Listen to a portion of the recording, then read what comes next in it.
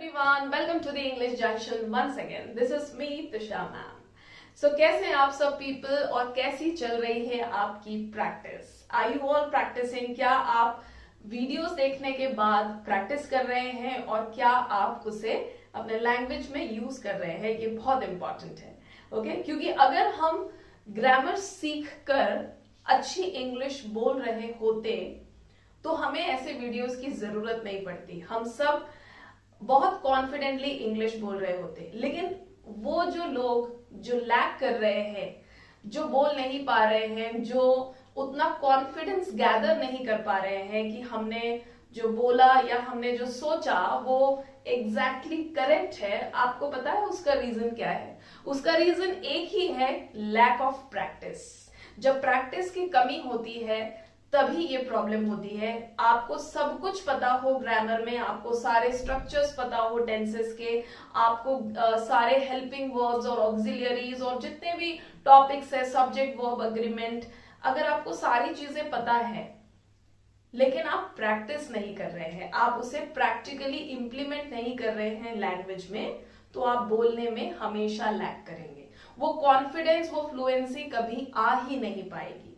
Okay, so इसीलिए that is my suggestion to all of you, please practice. Okay, do practice a lot और use कीजिए अपने language में जो भी आप सीख रहे हैं मेरे वीडियोस से। फाइन पीपल, तो आज मैं फिर से एक टॉपिक ऐसा लेकर आई हूं जिससे आपकी बहुत सारी प्रॉब्लम सॉल्व होने वाली है, आपके बहुत सारे कंफ्यूजन्स और मिसकॉन्सेप्शंस भी दूर होने वाले हैं। There are many misconceptions about the topic which I have picked up today. आज मैंने लिया है डू। जैसे ही डू बोले तो लोग थोड़े से डर जाते हैं, बहुत से लोग कि पता नहीं डू क्या है, क्लियर नहीं है कॉन्सेप्ट, डू है क्या? डू मतलब तो होता है करना, लेकिन इसको कई जगह यूज किया जाता है, ऐसा क्या है इसमें? सो आज हम सीखते हैं the usages of do. Okay, चलिए लेट्स स्टार्ट पीपल। आज मैंने सोचा कि मैं ऑन द स्पॉट एक्सप्लेन करूं आपको, तो मैंने ज्यादा कुछ लिखा नहीं है, आपको मैं साथ ही साथ एक्सप्लेन करती चलूंगी। सो डू एक बेसिक ऑक्सिलियरी है। जब हम बोलते हैं ऑक्सिलियरी मीन्स क्या होता है? Helping verb. सिंपल भाषा में इसे कहते हैं हेल्पिंग वर्ब और इसे हिंदी में कहा जाता है सहायक क्रिया। ओके, सो डू जो है एक बेसिक ऑक्सिलरी है जिसके 3 फॉर्म्स हैं, डू, डज एंड डिड। तो ये जो 3 फॉर्म्स हैं डू के, डू, डज एंड डिड, इनका यूजेज कैसे होता है, इनको हम कैसे यूज करेंगे? तो देखिए, जब हम सिंपल प्रेजेंट टेंस में जब हम किसी की आदत बताते हैं, सपोज मैंने बोला कि Ram pledge cricket, Ram cricket खेलता है, ये राम की आदत है। अब हमें, ये तो पॉजिटिव स्ट्रक्चर हुआ जिसे एफर्मेटिव कहा जाता है। हम हर एक बात को 4 तरीके से कहते हैं, affirmative, negative, interrogative and interrogative negative. ठीक है, तो अगर मुझे इसी का नेगेटिव स्ट्रक्चर बनाना है कि राम क्रिकेट नहीं खेलता है, उसे पसंद नहीं है या उसकी आदत नहीं है, तो मुझे जरूरत पड़ेगी डू या डज की। बिना डू या डज के मैं नॉट यूज नहीं कर पाऊंगी। Okay, so I would say for example, हमने यहां लिया Ram plays ball. Okay, Ram ball खेलता है। अब इसका जब हमको नेगेटिव बनाना है तो हम क्या करेंगे? Ram does not play ball. ठीक है, हमने नेगेटिव में क्या किया? डज प्लस नॉट यूज किया। अब आप सोच रहे होंगे कि जब डज यूज हो गया तो फिर डू और डिड का क्या रोल है, ये भी मैं बताऊंगी आपको। सो आपने यहां पे देखा, हमने डज का यूज किया। तो जब हमको सिंपल प्रेजेंट टेंस में, जिसमें हम मोस्टली हैबिचुअल एक्शंस बताते हैं, आदतें बताते हैं, रूटीन थिंग्स बताते हैं, तब हमें नेगेटिव स्ट्रक्चर के लिए डज की जरूरत पड़ती है। और अगर सवाल पूछना है तब भी हम डज से सवाल पूछेंगे, क्या राम क्रिकेट खेलता है? सो आएगा डज राम प्ले क्रिकेट, और वी हैव टेकन बॉल। ठीक है, हम बॉल ही लेते हैं क्योंकि हमने बॉल लिया है ऑब्जेक्ट। ठीक है, क्वेश्चन मार्क। तो ये मैंने क्वेश्चन पूछा, क्या राम बॉल खेलता है, डज राम प्ले बॉल। आपने एक चीज देखा यहाँ पे, जब हमने डज यूज किया तो यहाँ पर एस नहीं लिया है, हमने प्ले का एस रिमूव कर दिया, हटा दिया है, क्योंकि हमने यहाँ पे डू का ईएस फॉर्म यूज किया। ओके, जब यहाँ पे डज नहीं था तब हमने प्ले में एस यूज किया था। ठीक, अब इसका एक और स्ट्रक्चर होता है asking question in a negative way. जब नेगेटिव वे में क्वेश्चन पूछना है, क्या राम बॉल नहीं खेलता है, ये भी एक सवाल होता है। फिर हमको डज की जरूरत पड़ेगी, does Ram not play ball, क्या राम बॉल नहीं खेलता है। तो सवाल भी दो तरीके से पूछे जाते हैं, पॉजिटिव अप्रोच में और नेगेटिव अप्रोच में। तो ये हो गए आपके दो क्वेश्चंस, ये एफर्मेटिव यानी कि पॉजिटिव और ये नेगेटिव स्ट्रक्चर। तो देखा आपने, जो हमारा ऑक्सिलियरी है डज, उसका यूज किस तरीके से हुआ, एफर्मेटिव में यूज नहीं है, लेकिन नेगेटिव और इंट्रोगेटिव्स में उसके बिना सेंटेंस पॉसिबल नहीं है। तो ये हो गई डज की बात। अब आते हैं डू में। जब डज ऐसे यूज हो रहा है और तो मैडम ने यहाँ पे डू क्यों नहीं यूज किया। बहुत से लोगों को ये क्वेश्चन आ रहा होगा, दिमाग में ये बात आ रही होगी कि भाई मैडम ने राम के साथ डज क्यों लगाया, डू क्यों नहीं लगाया। कई लोगों को मैंने बोलते हुए सुना है ऐसे सेंटेंसेस में डू यूज करते, right, Ram do not play ball, so that is a wrong structure. वो रॉन्ग हो जाएगा क्योंकि उसके पीछे रीजन ये है कि जो हमारे थर्ड पर्सन सिंगुलर सब्जेक्ट्स है, थर्ड पर्सन सिंगुलर सब्जेक्ट्स जितने भी हैं, थर्ड पर्सन सिंगुलर सब्जेक्ट्स क्या होते हैं, थर्ड पर्सन सिंगुलर सब्जेक्ट्स होते हैं ही, शी, इट और एनी सिंगुलर नाउन। आपको ये ध्यान रखना है, this is very important to understand कि थर्ड पर्सन सिंगुलर सब्जेक्ट्स क्या होते हैं, ही, शी, इट और एनी सिंगुलर नाउन। जब भी आपके सब्जेक्ट्स इनमें से कोई भी हो तब आपको डज यूज करना है in the simple present tense. और अगर आपके सब्जेक्ट्स प्लूरल्स हैं, अगर आपका सब्जेक्ट प्लूरल है या आई है या यू है, तब हमें डू यूज करना है। सपोज इसी एग्जाम्पल में मैंने एक प्लूरल सब्जेक्ट ले लिया, स्टूडेंट्स, राम की जगह स्टूडेंट्स ले लिया, स्टूडेंट्स बॉल खेलते हैं, right, so students play ball. मैंने उस वक्त मुझे क्या करना है, एस नहीं लगाना है, we have to take the plural form, play is the plural form, so क्या होगा, students play ball, students do not play ball, do students play ball और do students not play ball. So remember, जब भी हम do के forms use करेंगे तो हमको थर्ड पर्सन सिंगुलर का ध्यान रखना है, उसमें डज यूज होगा। और जब आपका सब्जेक्ट कोई प्लूरल हो, आई हो, यू हो, तब आपको डू का यूज करना है for the negative and interrogatives. I hope this is clear. अब हम आ जाते हैं डिड में। हमने ये समझ लिया कि डू कब यूज होगा, डज कब यूज होगा। अब डिड का क्या रोल है, डिड का रोल आता है सिंपल पास्ट टेंस में, ये था सिंपल प्रेजेंट टेंस, डिड का रोल आएगा सिंपल पास्ट टेंस में। सिंपल पास्ट टेंस में हम ऐसे एक्शंस की बात करते हैं जो ओवर हो गए। सपोज मैंने कहा, सेम एग्जांपल ले लिया जाए, राम प्लेड बॉल, राम ने बॉल खेला, ठीक है, राम प्लेड बॉल, तो Ram played ball, so that is the affirmative structure. ये इसका एफर्मेटिव यानी कि पॉजिटिव स्ट्रक्चर है, राम प्लेड बॉल, राम ने बॉल खेला, ये सिंपल पास्ट टेंस का सेंटेंस है। अब जब मुझे इसका नेगेटिव और इंट्रोगेटिव बनाना होगा तब मुझे जरूरत पड़ेगी डिड की। रिमेंबर, पास्ट में डिड यूज होगा for the negative and interrogative. अब मुझे जब नेगेटिव बोलना है कि राम ने बॉल नहीं खेला, सो व्हाट आई वुड से, Ram did not play ball, Ram did not play ball.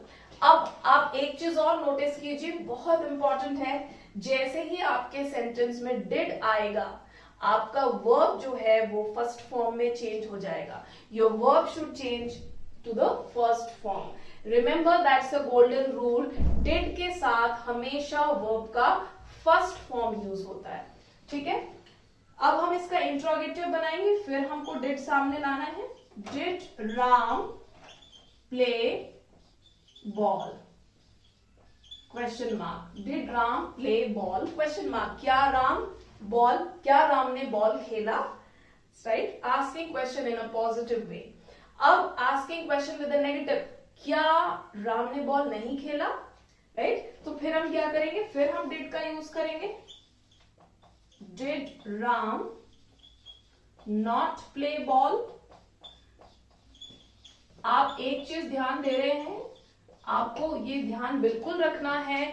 मैंने बहुत से लोगों को ये ब्लंडर करते देखा है, जो फ्लुएंट स्पीकर्स हैं उन्हें भी, कि वो डिड के साथ जब वो फ्लुएंटली बोलते हैं, एक फ्लो में बोलते बोलते वो डिड के साथ वर्ब का सेकेंड या थर्ड फॉर्म यूज कर जाते हैं, जो कि सुनने में बहुत ऑकवर्ड लगता है. जिन्हें इंग्लिश का नॉलेज है, जिनका लैंग्वेज पे कमांड है, वो तुरंत नोटिस कर लेते हैं कि सामने वाले ने गलत सेंटेंस यूज किया. डिड के साथ हमेशा वर्ब का फर्स्ट फॉर्म यूज होगा. ये बात आपके दिमाग में एकदम सेट होनी चाहिए, ये ब्लंडर ना करें. ओके, सो ये देखिए इस तरीके से यूज होते हैं डिड एज हेल्पिंग वर्ब. जब डिड को हम एज हेल्पिंग वर्ब यूज करते हैं, ऑक्सिलियरी की तरह यूज करते हैं, तो do, does and did. Okay, अब इसके अलावा डिड का यूजेज एक और है, डू का यूजेज एक और है. ये आपने समझ लिया होगा. अब मैं आपको बताती हूँ, डू जो है वो ऑक्सिलरी भी है और मेन वर्ब भी है. जब हम डू को एज मेन वर्ब सीखेंगे, तब आपको समझ में आएगा कि ओ माय गॉड ऐसा था. Right, so let me tell you quickly, बहुत सिंपल है, आपको मैं बता दूं. डू जो है वो एक इररेगुलर वर्ब है. Do when it acts as a main verb, जब वो एक एक्शन वर्ड का काम करता है, so it is an irregular verb. ठीक है, देखिए वर्ब के 5 फॉर्म्स होते हैं, V1, V2, V3, V4 and V5. Right, so do को जब एक एक्शन वर्ड की तरह यूज करेंगे, तब हम कैसे करेंगे? Look at this. ये होगा do, did, done, doing and does. Do का शाब्दिक अर्थ क्या है? डू मतलब करना. जब एक एक्शन वर्ड की तरह इसे देखा जाएगा, क्रिया की तरह, तो डू का मतलब है करना. ये आप सब जानते हैं अच्छी तरह. ठीक है, और ये एक इररेगुलर वर्ब है. इररेगुलर इसलिए है कि इसके किसी भी फॉर्म्स में कोई रिपीटिशन नहीं है.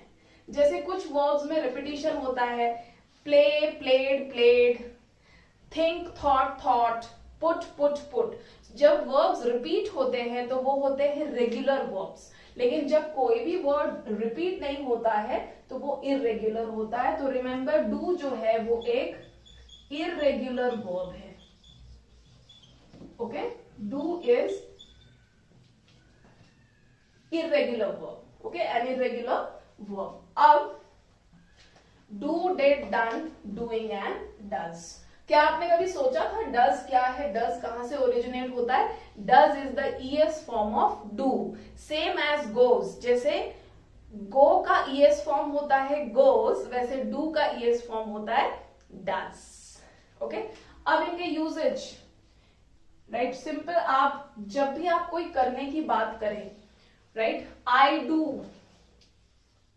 Do hard work. अब यहां पे do is acting as a main verb. Do जो है यहाँ पे मेन वर्ब का काम कर रहा है, मेन क्रिया है, एक्शन की बात कर रहा है, जो कि सब्जेक्ट कर रहा है. आई डू हार्ड वर्क, मैं हार्ड वर्क करता हूं या करती हूं. राइट, और V2 फॉर्म में did, I did salute him, मैंने उसे सल्यूट किया. पास्ट फॉर्म हो गया. राइट। अब थर्ड फॉर्म डन कैसे होगा? I have done my work, I have done my work, मैंने अपना काम कर लिया है, right. I have done my work, third form भी यूज कर लिया हमने।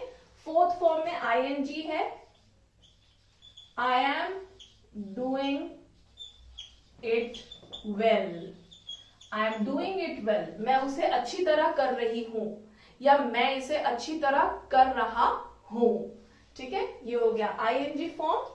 और does, it does affect a lot, it does affect a lot, okay. So ये बहुत ज्यादा असर करता है। तो देखा आपने डू का एज एन इरेग्युलर वर्ब, जब एक एक्शन वर्ब की तरह हम इसे यूज करते हैं, तो डू, डिड, डन, डूइंग और डज, ये इसके फॉर्म्स होते हैं।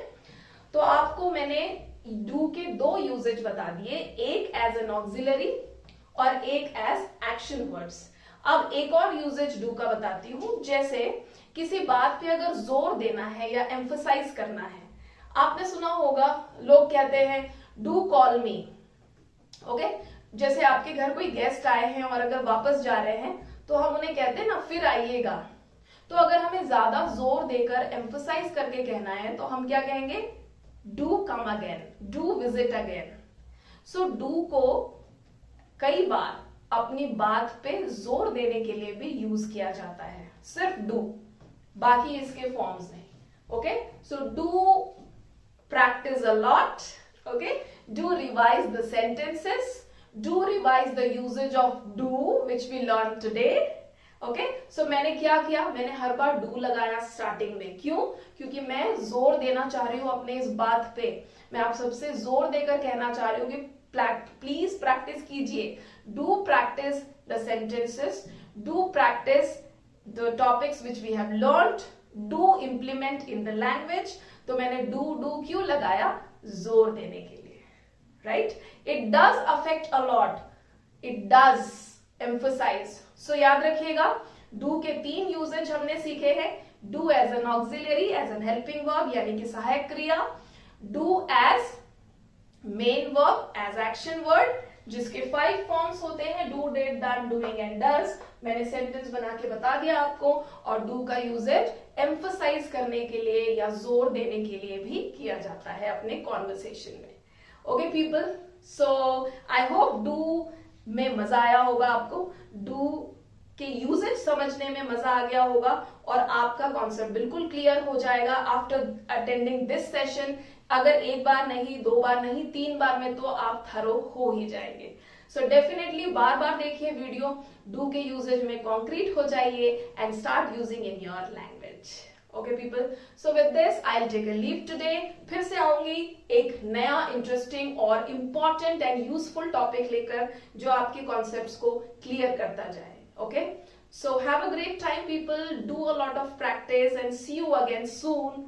Do like, share and subscribe to my channel please, so that जो भी मेरे lectures upload हो, you should get a notification और आप सारे videos देखें ध्यान से and practice a lot. Also like my Instagram and Facebook page. Have a great time people, happy learning, bye bye.